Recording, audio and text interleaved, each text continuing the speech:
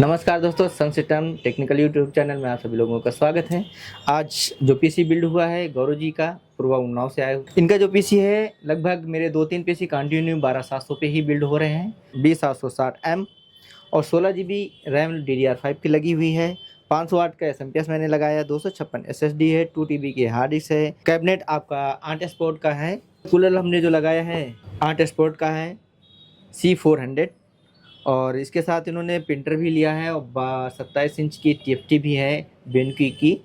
तो टोटल इनका बजट पड़ा है 78,600 का।